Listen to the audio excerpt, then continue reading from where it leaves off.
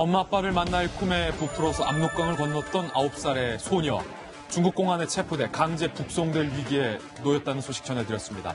이 9살 아이의 엄마 아빠가 외교부도 통일부 장관도 애끓는 호소를 들어주지 않자 어제는 청와대까지 찾아가서 무릎을 꿇었습니다. 청와대 들어가지도 못하고 청와대 앞에서 무릎 꿇었습니다. 대통령이 어린 생명을 살려달라며 무릎을 꿇은 채 읍수한 겁니다. 앞서 중국 대사관을 찾았을 땐 어린 딸을 생각하면 억장이 무너진다며 통곡하기도 했는데 이 자리에 태영호정 공사도 함께해서 힘을 실었습니다.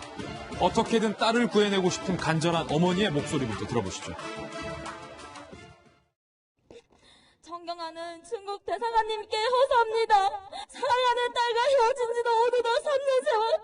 지금도 눈을 감으면 딸이 엄마가 보고 싶다고 울면서 말하던 그 목소리가 귀에 쟁쟁 들려와 심장이 마르고 억장이 무너집니다. 살방이 안 됐어요.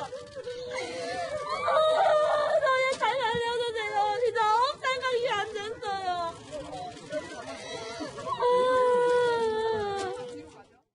저는 부모된 심정으로서 이들과 함께 중국 대사관 앞에 가서 한번 몸부림이라도 쳐보자.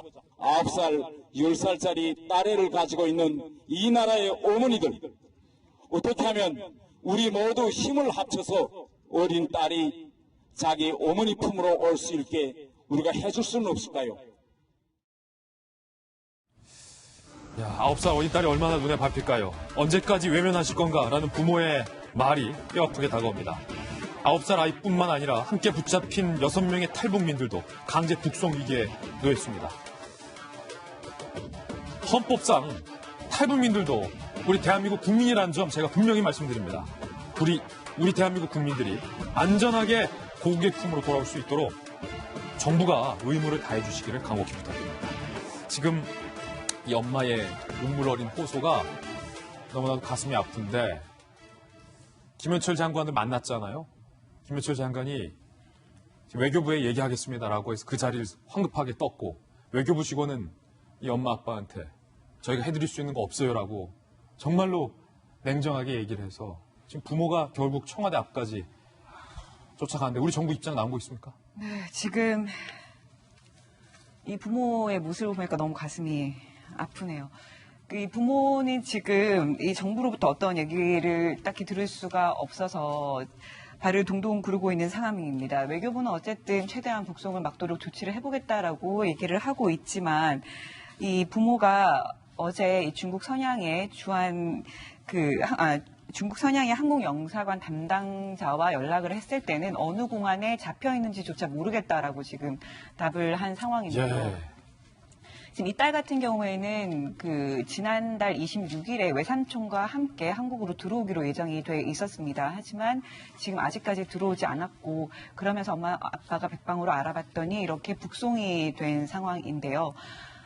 지금 그 무엇보다도 인권은 그 어떤 것보다도 우선한다고 생각을 합니다. 부모 자식 간에 같이 살지 못하는 상황, 엄마가 아이의 생사를 알지 못하는 상황이 얼마나 가슴이 아플까라는 생각이 드는데요.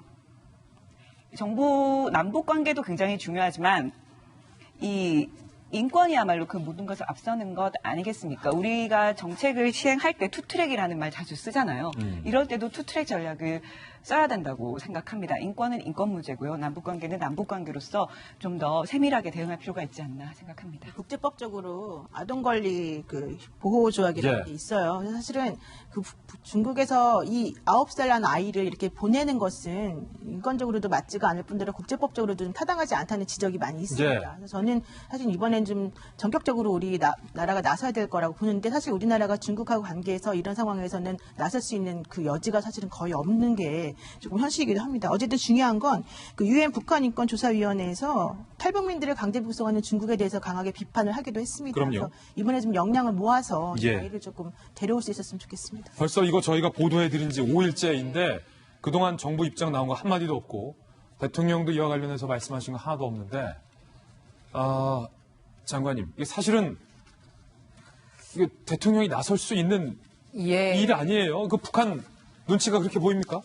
할 수 있어요. 왜 할 수 있냐면 중국이 일단 난민협약에 가입을 했더라고요.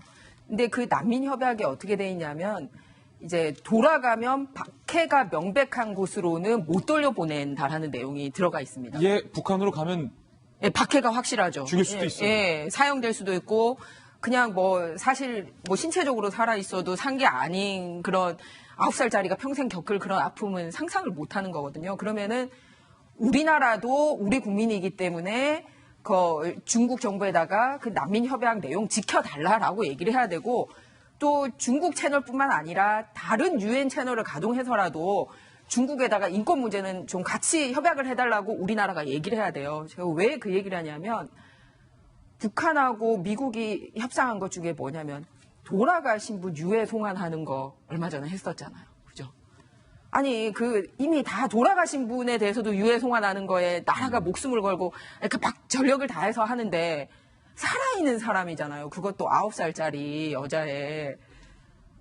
그렇다면 지금 최선을 다해서 이 인권 정부의 모습을 보여주고 안심할 수 있는 그런 마음의 사인을 줘야지 이번에 잡혀간 사람뿐만 아니라 벌벌 떨고 있는 다른 탈북자들도 중국에서 이 뉴스 소식 전하면서 살아도 사는 목숨이 아니라라는 거를 예. 정부에서 좀 알아주셨으면 합니다. 이 9살 소녀 어머니의 애끓는 호소 내용 다시 한번 들어보시죠.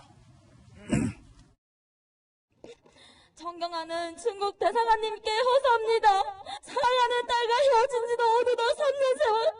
지금도 눈을 감으면 딸이 엄마가 보고 싶다고 울면서 말하던 그 목소리가